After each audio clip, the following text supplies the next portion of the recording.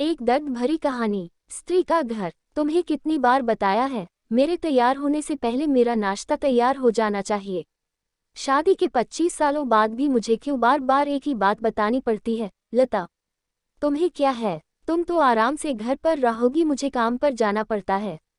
तुम हो कि हमेशा बेवकूफ़ों जैसी हरकत करती हो। अगर तुम यह जानबूझकर करती हो तो याद रखना, मुझसे बुरा कोई नहीं होगा। आज भी प्रशांत का पारा चढ़ा हुआ था। इन कटु शब्दों में अपना गुस्सा उतारते हुए, गीला तौलिया कुर्सी पर फेंकते हुए प्रशांत गुस्से से लता की तरफ देखने लगा। लता के लिए प्रशांत का यह बेवजह का गुस्सा कोई नई बात नहीं थी। वह महीने में 3-4 बार ऐसे ही लता पर बरस पड़ता था। पहले पहले लता उसका विरोध किया करती थी, लेकिन जब कई सालों तक प्रशांत में कोई बदलाव नहीं दिखा तो लता ने खुद को ही बदल दिया। अब प्रशांत के कुछ भी कहने से लता को कोई फर्क नहीं पड़ता था। प्रशांत की हर बात वो चुपचाप सिर नीचे झुकाए सुन लेते थी। शादी के पहले 5 साल तक लता ने पूरी कोशिश की थी कि प्रशांत को बदला जाए, लेकिन फालतू का गुस्सा करना और बाद में लता को भला बुरा कहना, यह मानो जैसे उसकी आदत बन गई थी। कोई भी वाद विवाद होता तो प्रशांत सीधा लता को बोल देता, अगर मैं तुम्हें अच्छा नहीं लगता तो क्यों नहीं चली जाती अपने मायके? क्यों रहती हो मेरे साथ? इतना सब कुछ होने के बावजूद लता प्रशांत के साथ रहती थी क्योंकि उसे अपनी बेटी की फिक्र थी। और वह जाती भी तो कहाँ, अपने बूढ़े हो चुके माँ बाप को इस उम्र में परेशान करना वह नहीं चाहती थी। समाज और लोग क्या कहेंगे, यह भी तो उसे देखना था। वह इतनी पढ़ी लिखी भी तो नहीं थी कि खुद जाकर कोई नौकरी कर सके और अपना और अपनी बेटी का पालन पोषण कर सके। लता को अब अपनी फिक्र नहीं थी, उसको फिक्र थी तो बस अपनी शादी लायक हो रही बेटी की। लता नहीं चाहती थी कि पति पत्नी के झगड़े की वजह से काव्या डिस्टर्ब हो। काव्या की पढ़ाई पूरी हो चुकी थी, उसके लिए अब शादी के रिश्ते आने लगे थे। कई रिश्तों को काव्या ठुकरा चुकी थी। 2-3 महीने बाद एक अच्छा रिश्ता आया। रिश्तेदारों और पहचान के लोगों ने भी लड़के के बहुत गुणगान किए थे। प्रशांत एक शाम अपनी बेटी के पास बैठकर उसे बताने लगा, काव्या बहुत अच्छा लड़का है, पढ़ा लिखा है, बड़ा घर है, बहुत अच्छी नौकरी है। ऐसे रिश्ते बार बार नहीं आते बेटा, इस बार मना मत करना। काव्या अपने पिता से ज्यादा बात नहीं करती थी। शायद डरती थी या शायद नफरत करती थी, लेकिन आज वो अपनी पूरी हिम्मत इकट्ठा कर बोली, मुझे अभी शादी नहीं करना है पापा। मैं नौकरी करना चाहती हूँ, खुद अपने पैरों पर खड़ी होना चाहती हूँ। हाँ तो उसमें क्या बड़ी बात है? मैंने लड़के से बात की है, वो तुम्हें किसी बात के लिए नहीं रोकेगा।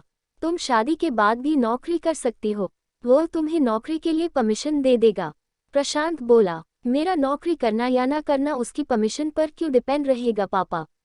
काव्या ने पूछा, मैं कह रहा हूँ ना, तुम्हें किसी भी चीज की कमी नहीं होगी वहाँ।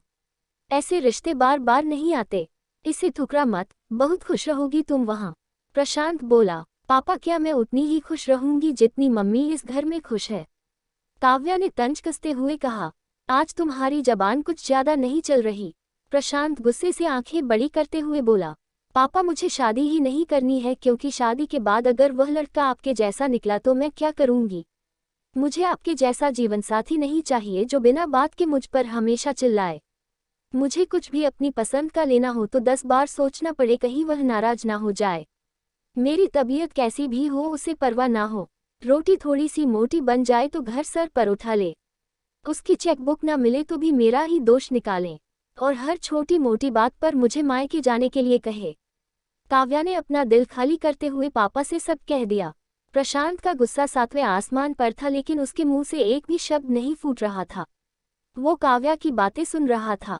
काव्या उतना ही बोलकर चुप नहीं हुई। आज पहली बार वह अपने पापा के सामने इतना कुछ बोल रही थी। पापा, आपने माँ के साथ हमेशा गलत व्यवहार किया है। आप अपने ऑफिस का गुस्सा बिना सोचे समझे माँ पर उतार देते हैं, कभी इस बात की परवाह भी नहीं करते कि उन्हें कैसा लगता होगा। आपकी बातें सुन सुन माँ ने अपना स्वाभिमान खो दिया। प्रशांत आज पहली बार अपने किए बर्तावों को महसूस कर पा रहा था। वो इतना ही बोल पाया, जो तुम्हारा मन है वो करो, मैं तो इतना बुरा हूं ना? काव्या ने प्रशांत का हाथ पकड़ा और बोली, पापा मुझे सिर्फ एक सवाल का जवाब दे दो, क्या आप चाहेंगे कि मेरा पति आपके जैसा हो? अगर आपका जवाब हाँ है तो कर दीजिए मेरा रिश्ता आज ही, और ना है तो मुझे आत्मनिर्भर बनने दीजिए। प्रशांत कुछ भी ना बोल पाया और वहां से चुपचाप बाहर चला गया। आज उसे लता के सामने जाने में शर्म आ रही थी।